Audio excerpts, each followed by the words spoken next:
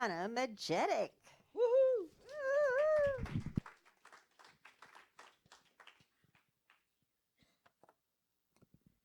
Thank you. Thank you. Thank you. Mm, thank you, Terry. Ah, that made my day.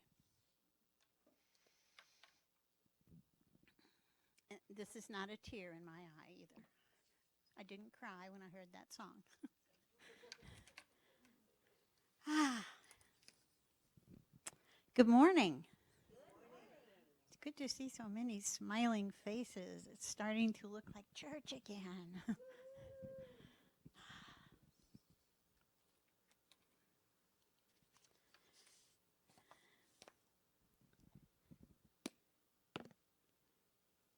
Hmm. Well, my talk title is Hell in the Hallway. And that comes from being in the hallway in hell. Anybody here going through a change or a transition or know someone who is? Probably all of us because of the times that we're living in. The poet Rumi says, "Yesterday I was clever, so I wanted to change the world. Today I am wise, so I'm changing myself." That's what I'm trying to remember. You probably have heard the saying, one door closes and another one opens. But after you get out of that door and the other one hasn't opened, you're in the hallway, and it can be hell in the hallway. And that's what we're talking about. So, what puts you in the hallway? Well, your life has changed in some way. And life has changed, but you don't know exactly where to go. You don't know exactly what to do. You're in that in between space, maybe in between jobs, maybe in between relationships, maybe in between recovering from an illness. Let's just say, for instance, maybe you broke your leg and you're recovering from that. So you're kind of in the hallway. You're not here and you're not there yet. There are three parts to being in the hallway. First one is what puts you in the hallway. The second one is what you do while you're in the hallway. And the third one is how do I get out of this hallway? And notice that getting out is not the first thing. And that's what's frustrating.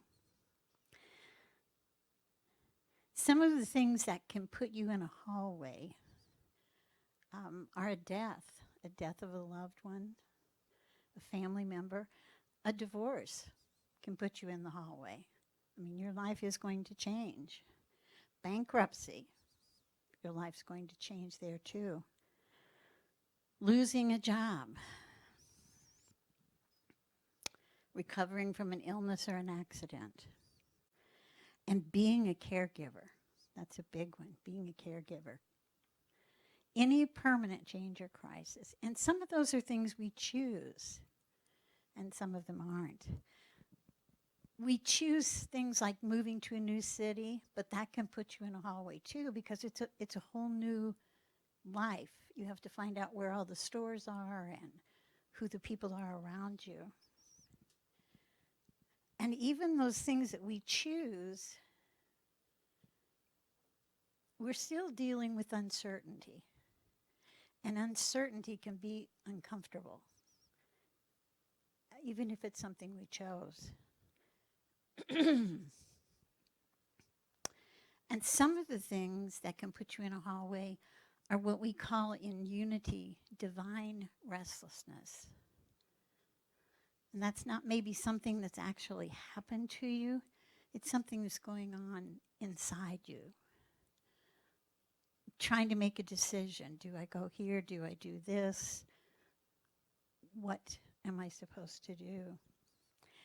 And I believe that feeling happens when we're called to come up a little higher in our spiritual life. Um, And that sounds good. Coming up high in your spiritual life sounds like that's a good thing. That is something you want to do. But it can also feel like you're wandering alone in the wilderness. Like you're the only person out there. Coming up higher in your spiritual walk can even be exciting. Some of the things that you do and some of the things that you learn. But it also means change. And that's change with every letter in that word being in capitals. Change. And when we're the ones who initiated the change, that's usually okay. But sometimes we're not the ones who initiated the change. And that can be a little scary. The change has been thrust on us. When I decided to become a minister, it was a change I initiated. And getting started made me rethink a lot of things in my life. And the conversations in my head were very interesting. And the very first thing was, are you crazy? Are you crazy? I mean, you're already a licensed teacher. Why are you wanting to do this? Do you know how long that will take? Do you know how old you'll be when you're through? And you think of those things. The only response I had is, I feel called to do this. I feel like this is what I'm supposed to do. And I prayed about it, and it just feels right. Now, when you're in Unity, if you're a licensed teacher or a minister, you have a mentor. And I had a mentor. And I talked to my mentor, and she was very soothing, and she said all the right things, and that felt good. And I talked to God, little fear and trembling, but I did. And I decided I was going to do it. It seemed like it was the right thing I was supposed to do. And I had no idea what I would do with that at the time. I didn't assume that Bob was going to quit his job and move someplace with me if I had a church somewhere else. I just felt this is what I have to do. I have never regretted that decision. I had some events that happened that made me take some big, deep breaths, but I've never regretted it. In fact, I've always thought it was one of the best choices that I've ever made in my life. Well, very best choice was that guy, but other than that. And believe me, my mother and father were glad when they saw him. They were expecting some hippie. Seriously.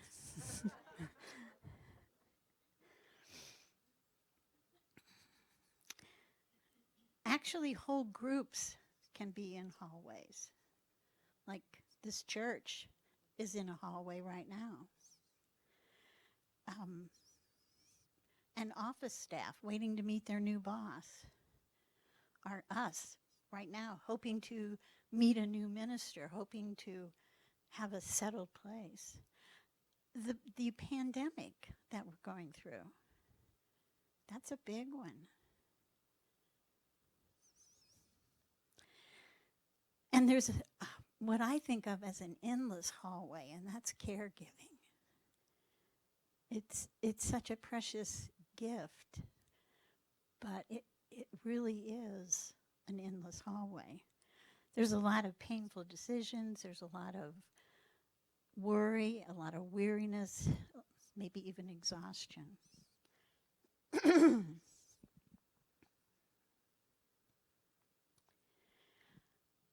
And making these decisions, a lot of things happen to us. We never know what's going to happen next in our life. So learning to lean into the pain, that's one of the best lessons that I've learned. If there is something that is painful, that is hurtful, our first instinct is to run from that, to get away from that, or at least to deflect it, make ourselves do something else so we don't notice it, so we aren't thinking about it. There really is no way around it. And something a very wise person told me said, become willing to be uncomfortable. It will be in your best interest. It will help your growth. And that has been true. Because when you're in pain, you're looking for any doorway. You're looking for any place to go. And that's when we make mistakes. That's when we make poor choices. And it's also easy to beat yourself up at that time. Why didn't I see this coming? Why didn't I make better plans? Why didn't I take more time? What did I do wrong? Why didn't I save more money? So the first thing is start with acceptance. Stop crying, take a deep breath, and just say, I'm in a hallway. My life must change. And there are some things like that that we have to accept. What I think I consider, what I suggest is this is not something that is happening to you. This is something that is happening for you. And when I can put that spin on it, I can think, okay, there's something that I'm going to take from this. There's something that's going to help me grow, help me to be a better person, help me to live my life in a better way, if I can just pay attention. And that means I have to quit thinking of myself and quit thinking of my immediate comfort. I have to think what's coming down the road.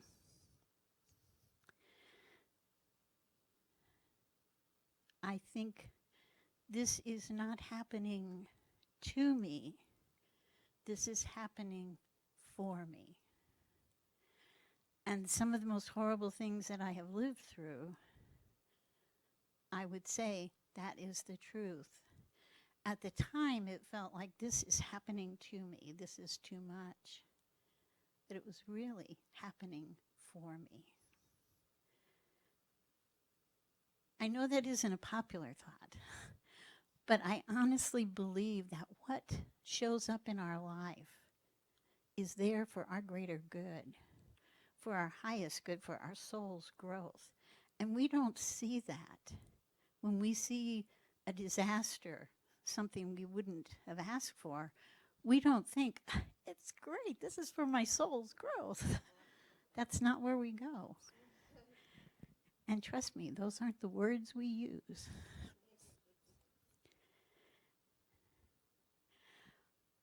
When I can think this is for my highest good, then I can think, what gift is this bringing me? And that changes everything. Because when you start looking for the good, that's when you find it. Friends checking up on you, getting love from people, having some wonderful things happen. And the smallest things that happen, the smallest gift, the smallest gesture, really means a whole lot more to you than it normally would.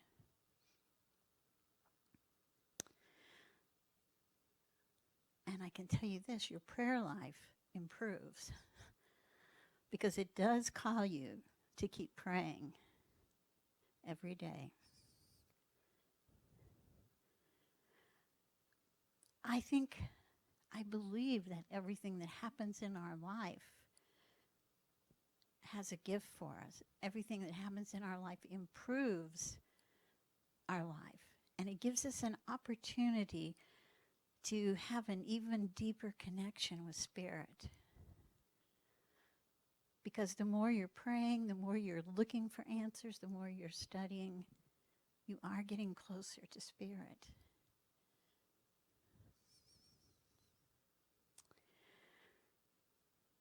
When I was younger, and before I married this handsome fellow, I had a good friend who was diagnosed with breast cancer.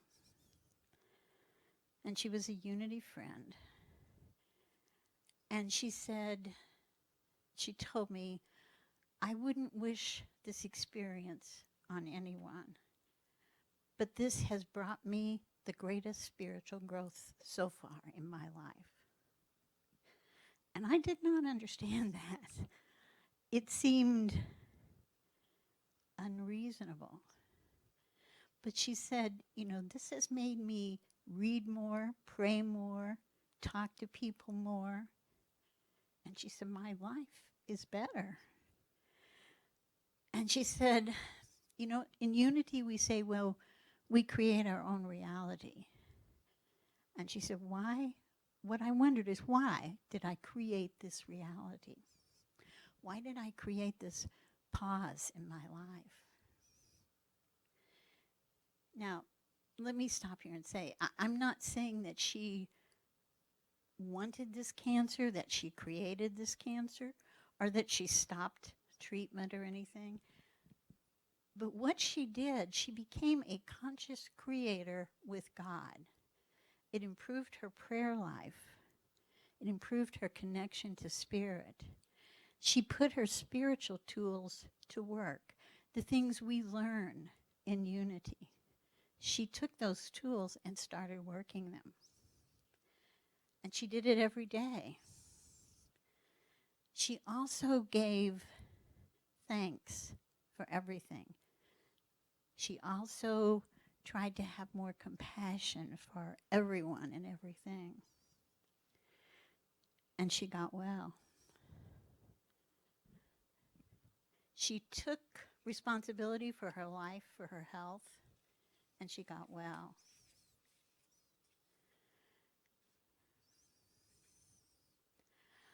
I don't believe that we have to hit rock bottom to surrender. Some of us who are a little more stubborn than others of us maybe do, but I don't think we have to do that all the time. I think the things we learn here, the things that we learn in unity, teach us how we don't have to do that we can surrender spiritually, that we can trust spirit, and that we can have peace no matter what is happening in our life.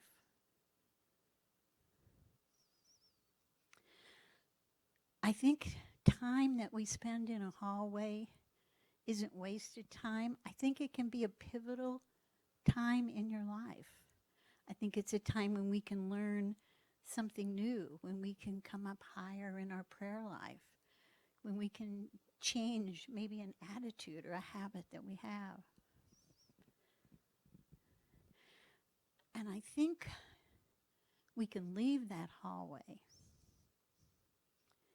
first by answering the question, what do you want? And second, by imagining and designing a life that you would love to live. We create with our thoughts. That's why it's so important to keep our thoughts positive. Create with our thoughts. Think, imagine good things.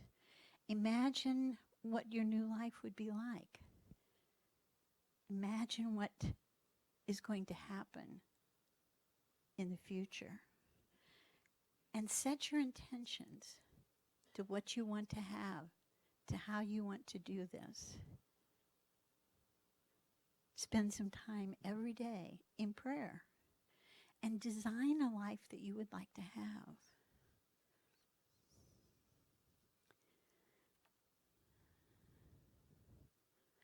I believe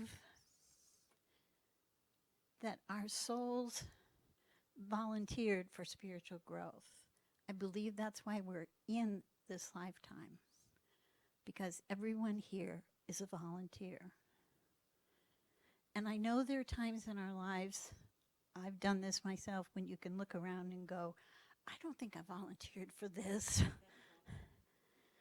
But I think we did. I think we volunteered because we knew that this would give us the learning, the understanding, the compassion, the love that we need.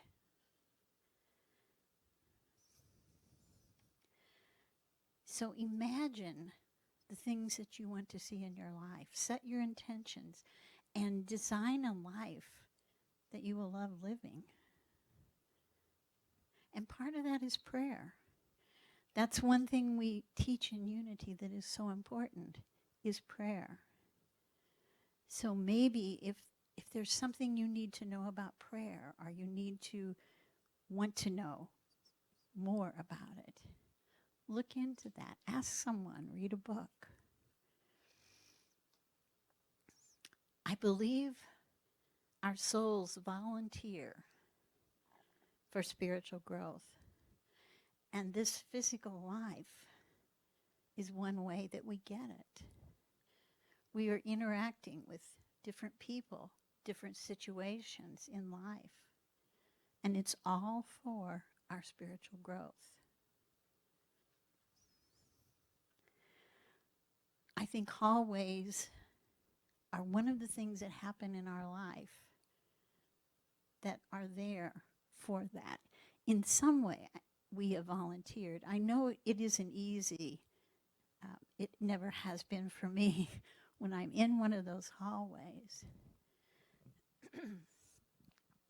About 3 or 4 years ago, I broke my left leg. And that was a really tough hallway for me. It was hospital, it was surgery, and then it was rehab.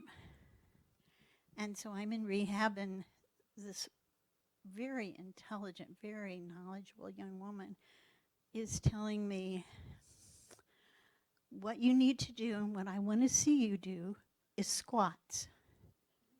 And I said, I don't think you can talk to me that way. And as quick as anything, she said, you're paying me to talk to you that way.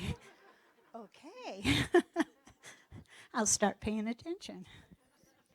It's the greatest thing I've ever done. I do at least 20 squats every day. It's just something that has changed my life. And when I broke this other leg, that's the first thing I said.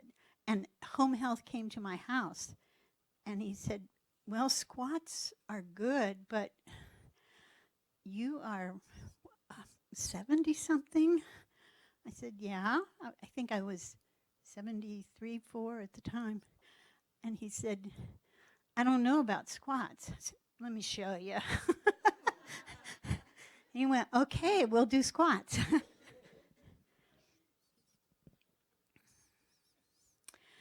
I believe everything in our life, the good, the bad, the ugly, can be for our spiritual growth. I believe that we volunteered for this lifetime. And I believe that being in a hallway is one opportunity to learn something new, something that we can use for our spiritual growth. Remember that God is in every circumstance. Good is in every circumstance. We just have to look for it. We have to know that finding that good, doing that good, is just waiting, maybe the next door that we open. So let's do some meditation about that.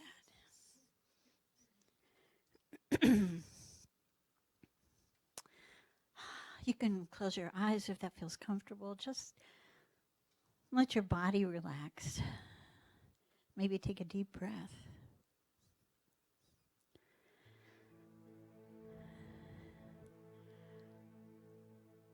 I love the analogy of a hallway. I think it's such a good analogy because we relate them to our homes. And we feel when we get our home, our house fixed just the way we want it, just right, that it'll stay that way and we'll be happy. Chances are it doesn't stay quite that way. And sometimes we end up feeling frustrated. What I have learned, life is a process. I am a process. And you, all of you, we all are a process. And alterations are part of the process. Change is going to happen in our lives. And one good reason for having a strong prayer life is to get through those times of change. Some of those changes are small. Some of them are happy, or at least not horrible. But some of them are big changes. Some of them change the way we have to live our life.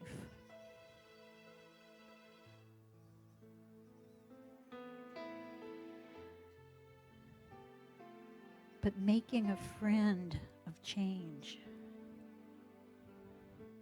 being willing to bend, will help us get through any process.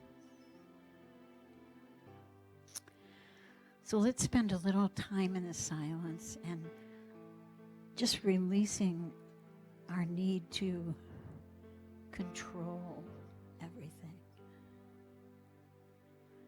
Let's be open to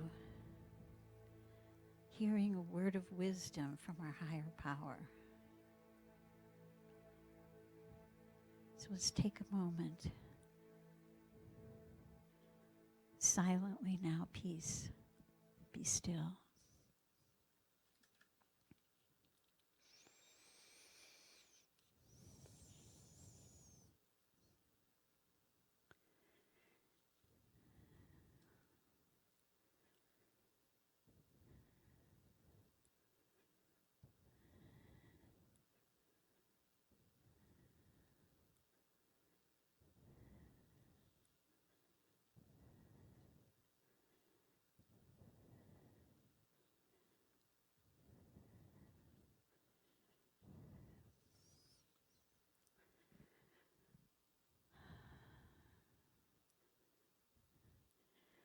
Thank you, God. Thank you for always being there, for always being open and available. Help us to turn to you more often, to make you our first call. We are grateful. Thank you, God. Amen.